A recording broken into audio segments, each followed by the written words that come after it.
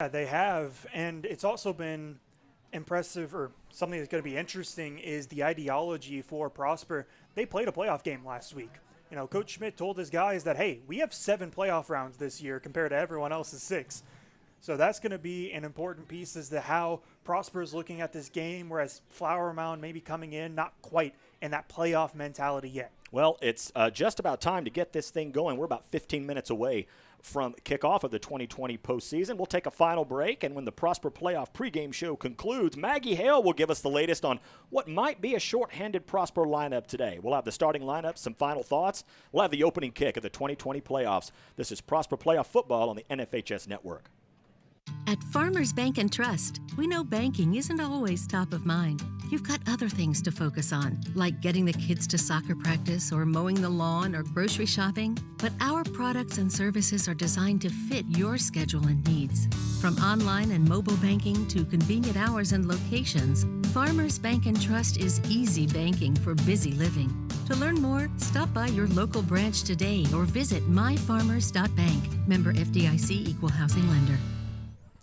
Welcome back to Flower Mound. Prosper and Flower Mound Marcus getting set to go. We're just under 15 minutes from kickoff, and both teams have potentially significant injuries to deal with today. We're going to say hello to the third member of our crew, Maggie Hale, who has the latest. Maggie, how do things look for Marcus and their quarterback, Garrett Nussmeier? You watched him during the pregame, and how are things looking for Prosper's injury list?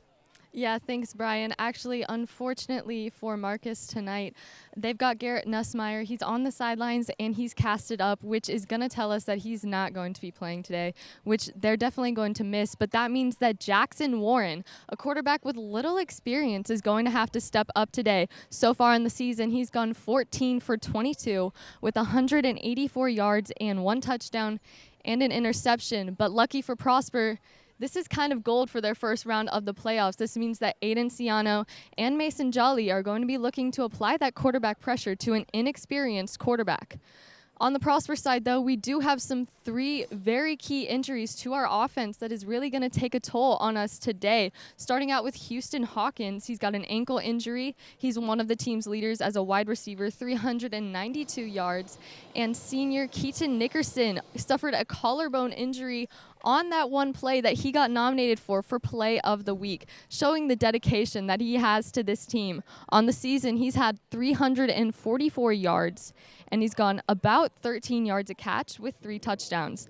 This is definitely going to change the morale on the sidelines, and I think we're going to see some shifts in the wide receiver slot, meaning that senior Cameron Harpool is going to stray away from his tight end responsibilities for today.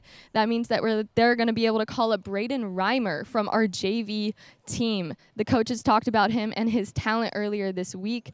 Coach Tyler Moore said that he's excited to see how this Utah running back is going to come in and transform with this offense, and he's going to step up to the challenge. They said he was going to be a varsity starter next year, and it's always good to get those guys reps in early, especially in a very decisive playoff game. As for the run game, Prosper seemed to have just nailed it down, but Jacob Deviney goes out last week with an ankle injury. This is actually the reason why he stopped playing football previously. And look where it got him back with another ankle injury. But I think we're going to be seeing a lot of numbers from Noah Billings today. Noah Billings on the season has 389 yards, averaging over 6 yards an attempt and 5 rushing touchdowns.